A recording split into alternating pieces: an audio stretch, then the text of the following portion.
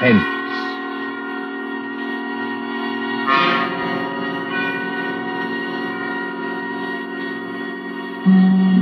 Tonight, Columbia brings you as guest stars two deaf players from the movie lots of Hollywood, the stages of Broadway, Miss Alessa Landy and Mr. George Coulouris. They are here to spend with us a half hour of suspense.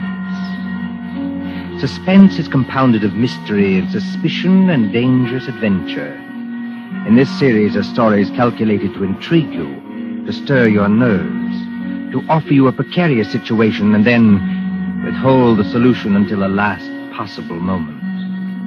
Tonight, for instance, Miss Landy plays for us an agreeable young lady who is on the trail of some hot money. And Mr. Coulouris plays for us a disagreeable young man who may or may not know more about the money than he says.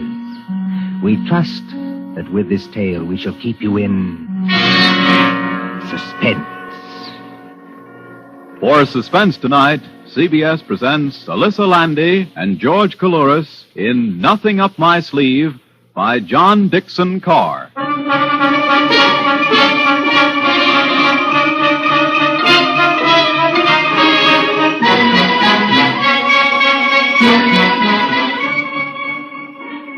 Extra, read all about it. Shark Morgan caught. Extra, read all about it. Shark Morgan caught. It's New Year's Eve, remember? Times Square is celebrating. The fiery lights flash no longer, but the crowds are still the same. Thronging, jostling, singing, drowning out a voice at the street corner when it says, Fatal gun battle at Jamaica. Read all about it. Fatal gun battle at Jamaica. Read all about it.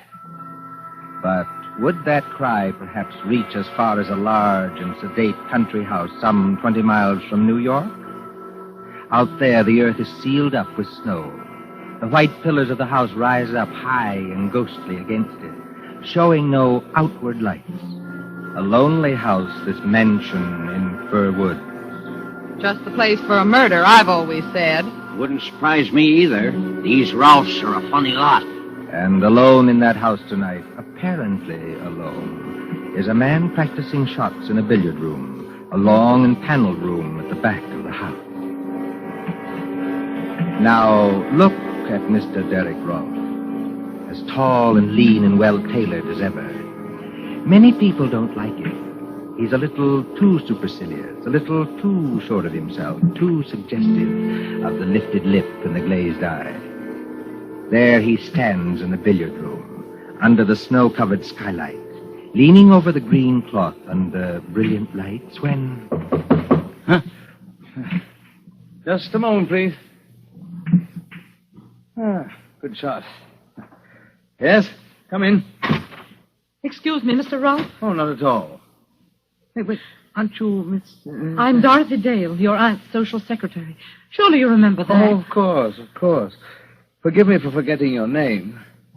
You surprised me, Dorothy. Yes, I thought I surprised you a little. No, I mean you surprised me by being in the house at all. Why? Why? Well, this is New Year's Eve. Shouldn't you be out getting drunk and blowing cardboard horns and doing the other fantastic things that people do? I haven't much heart for that tonight. Please, don't become emotional, Dorothy. I detest emotion. If you're shivering, go over by the radiator. Mr. Rolfe, may I ask you a question? Of course. Did you ever feel sick at heart? Huh? Physically sick, I mean, so that your insides turned over and you couldn't get your breath and... Did you? No, I can't say I did. May I move you aside for just a moment? Thank you. Not bad. Can't you guess why I came here to see you tonight? No. Because I'm in terrible trouble, Mr. Rolfe. Desperate trouble. And I think you can help me. I can help you? How? For one thing, you're making quite a name for yourself as a lawyer. Yes, that's what others have told me. For another thing, do you know a man named Shark Morgan? Shark Morgan. Shark, did you say? Mm-hmm. Shark Morgan. No, I'm sure I've never heard that name before. You ought to know him. He's a little dark-faced man with most of his upper lip cut away in a knife fight, so that you can see all his teeth. That's why they call him Shark. Oh, he sounds like an unpleasant-looking person. He is, or was, a ghastly-looking person. You don't know him? He's not a client of yours? No. I don't believe you. Just a moment, Miss Dorothy Dale.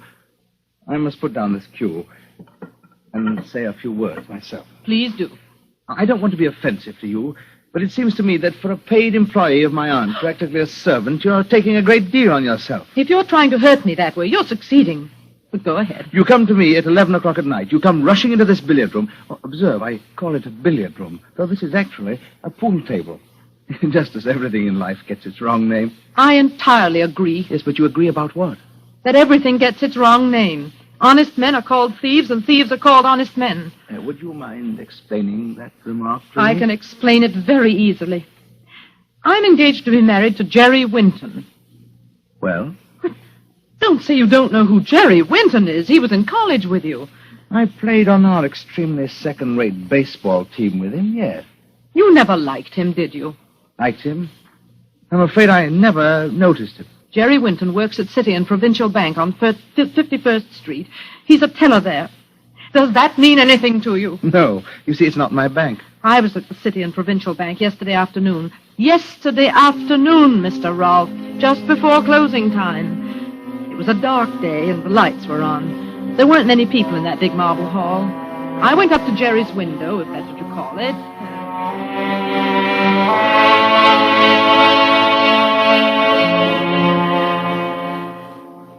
Can you cash a check for $1 million? Hello, Dolly. Hello, Jerry. You glad to see me? I am not pleased to see you here, Dolly. I'm never pleased to see you here. And why not? Because I can't make love to you. Can you imagine anybody making love in a bank? Oh, we might sneak into the president's office. As a matter of fact, I've dreamed of holding a party in there. But it'll never happen, unless I'm fired, which is very likely. Jerry, sometimes I wish you weren't so easygoing. I'm not easygoing with the bank's money, Dolly. Otherwise, I'd be shoving it out to you through the window in double handfuls like this. Jerry, for heaven's sake, no. Then state your business, madam. The convict in the next cage is watching us already. I want to cash a check. Here it is. $20. That is, if my account can stand it. Yes, I think we can manage that. How'll you have it? Oh, it doesn't matter anyway. Jerry, What's wrong? look over there. Where? Over there by that marble table with the pens and ink on it. The little man with no upper lip to his mouth and all his teeth showing. Ugly-looking devil, I admit. He's carrying something like a violin case. Hold on. I've seen that fellow someplace before. Of course you have. Don't you remember where? It was... It was out at Mr. Rolfe's house in the country when you came to visit me last Sunday.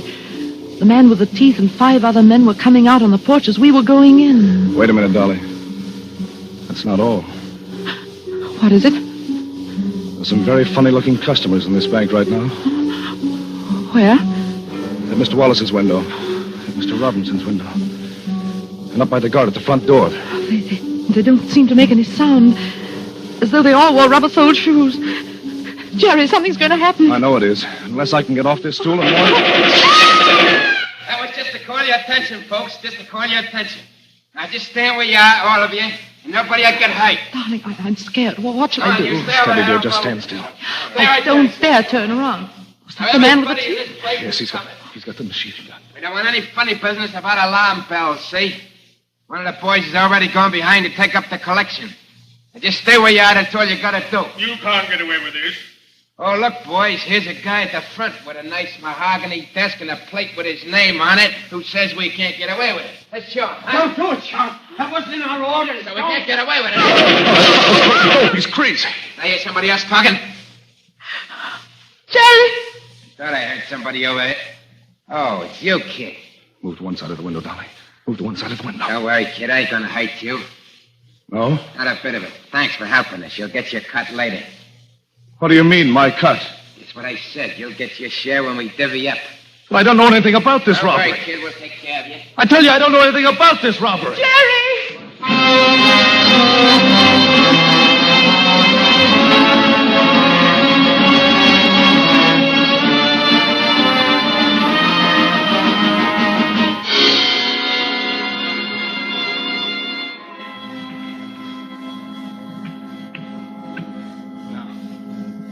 $6 in the end pocket.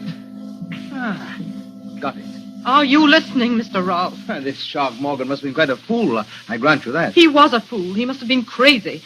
But they've held Jerry at police headquarters just the same. Well, that's very unfortunate if he's innocent. You know he's innocent. I'm afraid I don't know anything about it. Don't you even know what happened today? Haven't you read the newspapers? No. The police trapped that whole gang in a Long Island farmhouse. There was a gunfight. Oh, is that so? Oh, no casualties, I hope. You hope? I must tell you again, Dorothy, don't be emotional. I detest emotion. The whole gang were killed, every last one of them, including Shark Morgan. So there's nobody to talk, nobody to tell. But, as you were saying? They didn't find the money. What money? The stolen money. $88,000 taken from that bank, and yet the police can't find a cent of it. Shall I tell you why, Mr. Rolfe? Because it was passed on to somebody else for safekeeping. Oh, passed on to somebody else. That's what I said. Well, perhaps your friend Jerry Winton could tell us where it is. That's what the police think. Oh, can you imagine what he's going through tonight? Oh, it's not a pleasant way to spend New Year's Eve, I admit. Excuse me. But, after all, the late Shark Morgan did accuse Winton. Now, if he isn't guilty, why should Morgan accuse him? Meanness. I don't think I understand. Meanness. The sort of meanness that some people call a sense of humor.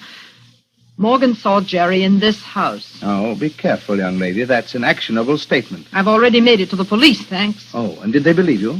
No. They're a very intelligent crowd down at Center Street. And after all, your story isn't very credible. Why not? Well, Shark Morgan sees your friend Winton. Sees him for perhaps 10 seconds coming out of this house, and then accuses him of complicity in a bank robbery. Now, is that very likely? Yes, very likely. If somebody put him up to it. Again, I don't understand you. Somebody deliberately told Morgan to accuse Jerry and get him into as much trouble as possible.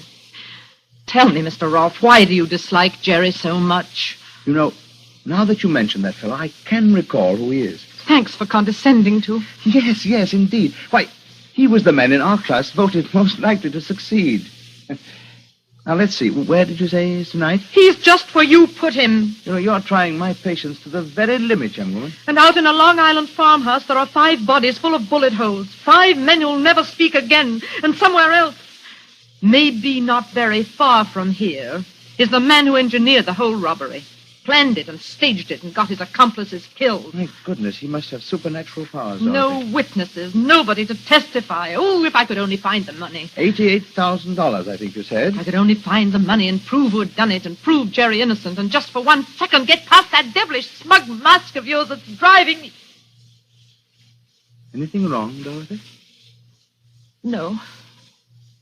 No, nothing at all. You've been following me round and round this table.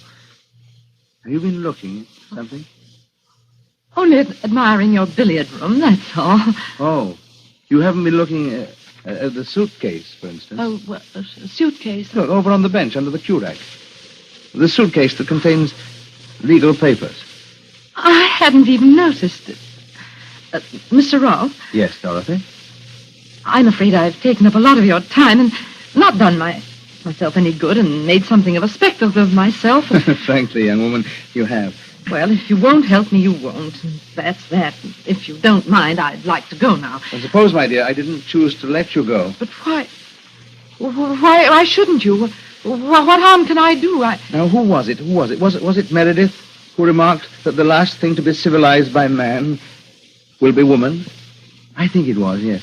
And, and a slanderous woman can do a great deal of harm. But I haven't done you any harm so far. We're all alone in this house. There's not even a servant here. Now, if I chose to get between you and the door like this... Keep away from me. Oh, I'm not coming near you, Dorothy. I'm merely standing between you and the door. Now, I suppose you realize that I could turn very nasty if I like. What are you going to do? Do? Well, I'm going to open the door for you like this. I'm going to say, God bless you, my child, as befits a New Year's greeting. I'm going to show you out and wish you good night. You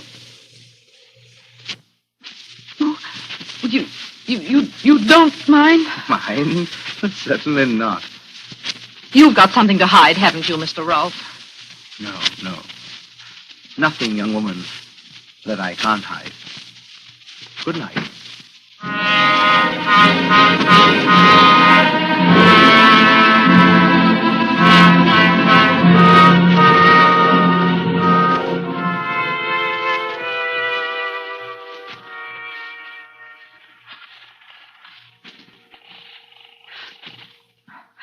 Operator. What number are you calling, please?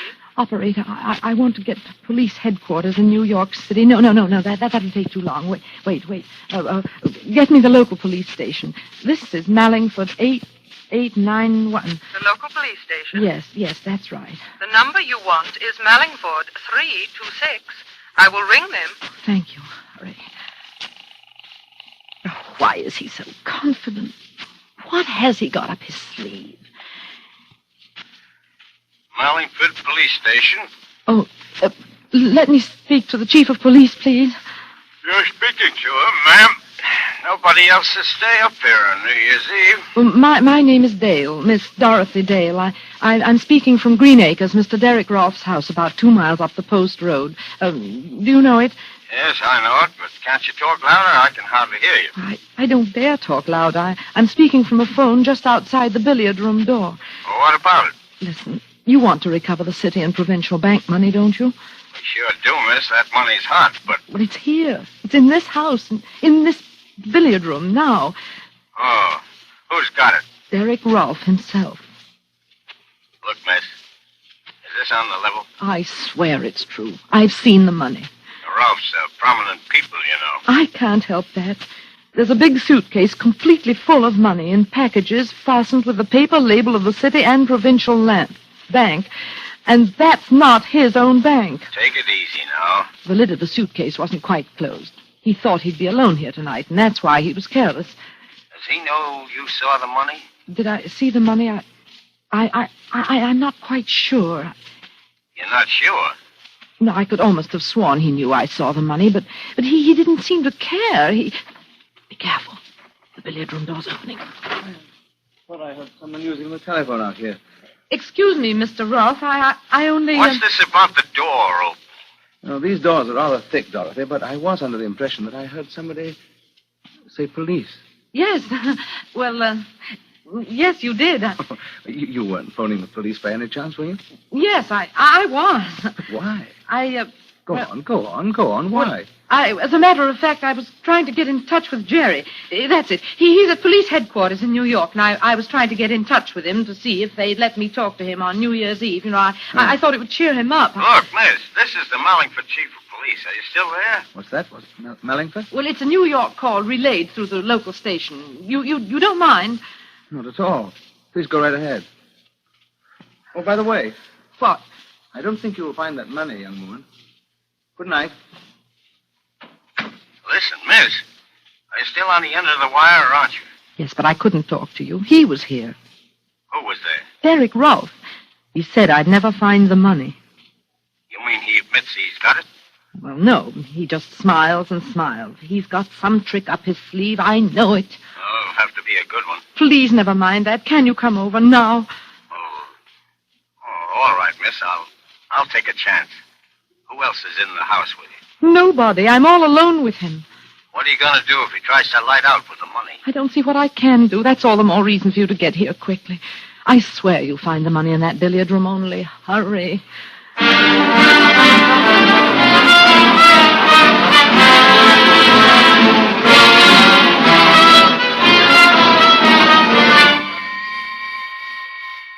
Five minutes.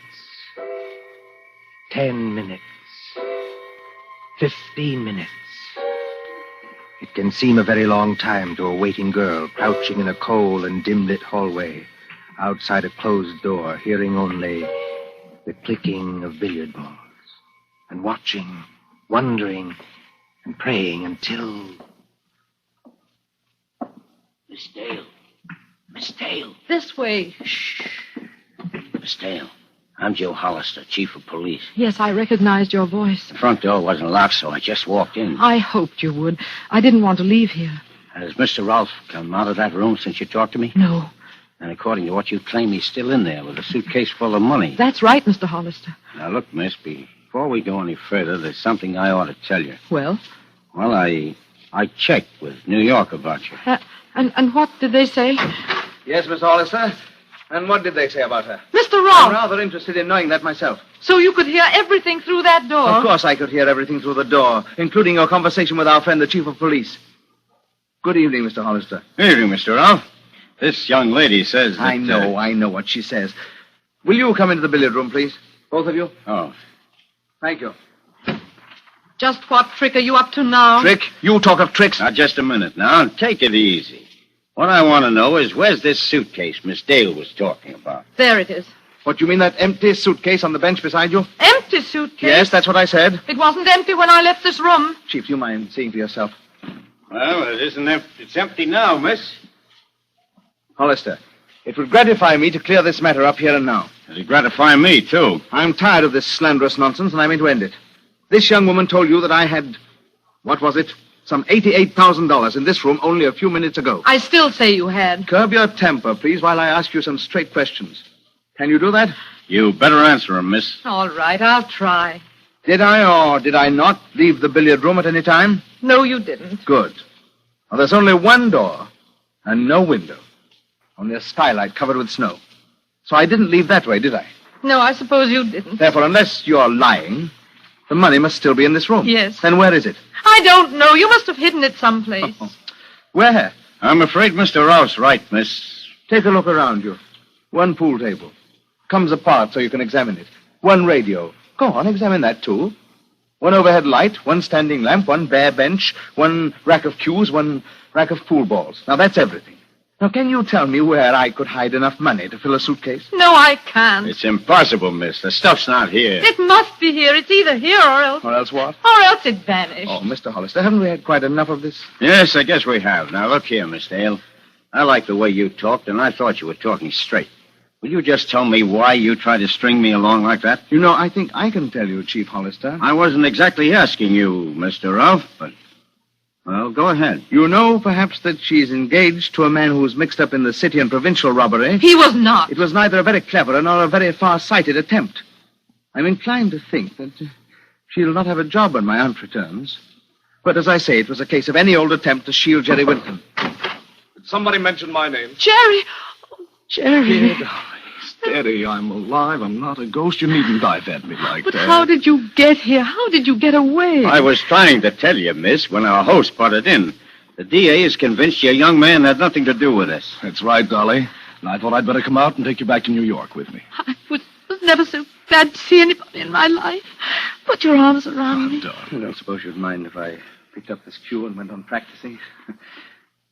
Let's try the 8-ball all the way down the table. Come on, Dolly. It'll be New Year's in a few minutes. There's nothing to worry about. There is something to worry about. He's got the money, the whole $88,000. I know it. I'm sure of it.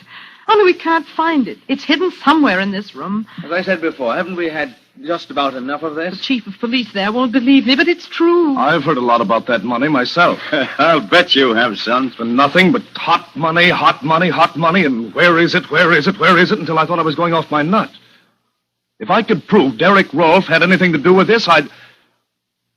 Dolly, what's the matter? Mr. Hollister, Yes, miss? I think I know now where he's hidden the money. Well, that was a bad shot, Mr. Ralph. You've made the white ball jump clear off the table. Well, there are plenty of others on the table. I tell you, I know where he's hidden it. Is it in this room? Yes. But where? In the pool table? In the radio?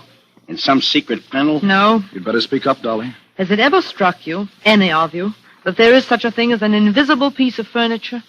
An invisible piece of furniture? You mean we can't see it? No, it's in plain sight. It's smack in front of your eyes. But nobody ever sees it. You can't see it now. We may not understand you, Dolly, but by George, Derek Rolfe does. Look at his face. Yes. I'm looking at it. What's the matter with all of you? Please don't become emotional, Mr. Rolfe. I detest emotion. Miss, there's a reward of $10,000 for the recovery of that money. If you know where it is, tell us. There's nothing easier. It's... Before that young woman says something she may regret, please listen to me. You've got him, Dolly. I don't know how or why, but you've got him. Go on, Mr. Ralph. Tell me, Winton, you and I used to play on the same baseball team, didn't we? That's right. What about it? What did I play on that team? You were the pitcher. Why? Was I good? You're the best control and the best fast one I ever... Wait a minute.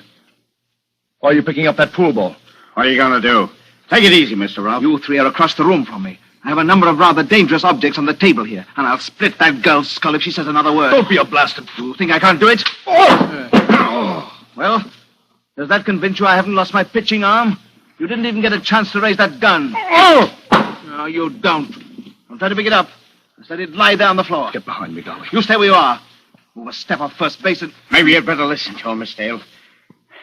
Well, what are you going to do, Ralph? You can't keep us here forever. I don't propose to keep you there forever. I'm not so enamored of your company. Now, what's the game? Well, I'll make a bargain with you. Well? My car's outside, with a little more gas than the state allows. Give me 1 clear hour to get away. Well, what do you say? I'm a cop, Mr. Ralph. I can't make any bargains with you. No? No, and I'm coming over there after you. And you'll compel me to start throwing. Down, Dolly, down under the table. You missed that one, Mr. Ralph. I'll not miss with this one. It's a shame to bust that fuel rack, Mr. Ralph, but I'm still coming for you. You've lost your control, old son. You're done for. I tried this. That was the wildest pitch yet. Dolly, look. Don't get up, but look. What is it? The radiator, the steam radiator. It's knocked the whole thing sideways. Did you ever see that happen to a radiator before? Of course not, because it's a dummy radiator. Dummy radiator. Yeah, I got you, Ralph. I'm not too old to handle a bird like you. You haven't even got a search warrant. I'll take a chance. Well, what was that about? A dummy radiator? Yes. Look. Look here. It's got a little oil burner inside to make it give out heat. Yeah? And there are hinges at the back to form a lot of compartments where you can hide as much money as you like. I saw the hinges when he told me to go over to the radiator, but I didn't guess what they meant. It's really a safe that never attracts attention because nobody ever notices it. And the stuff's here, all right. There, Mr. Hollister. That's what I saw in the suitcase. I told you there was a $10,000 reward for that, miss. Oh, did you hear that? Turn on the radio, Jerry. Go on, turn it on. Welcome in the new year. Didn't you tell me, all of you, that the money was hot?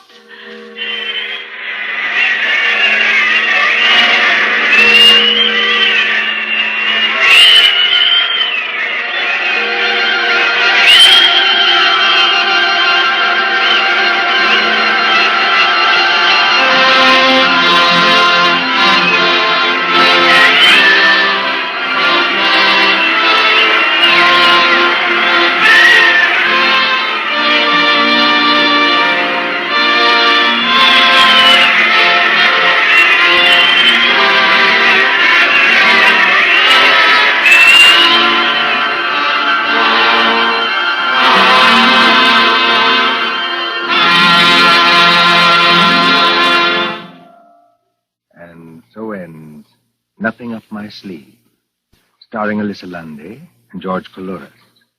Tonight's story of Suspense. Columbia presents these tales of mystery and intrigue and dangerous adventure for your relaxation and enjoyment. Next Tuesday, there'll be another in this series. Same hour, 9:30 Eastern Wartime.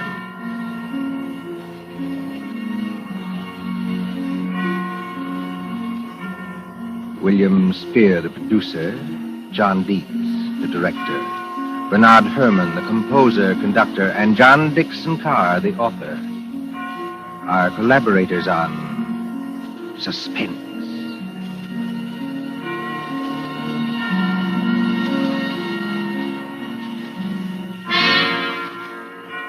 This is the Columbia Broadcasting System.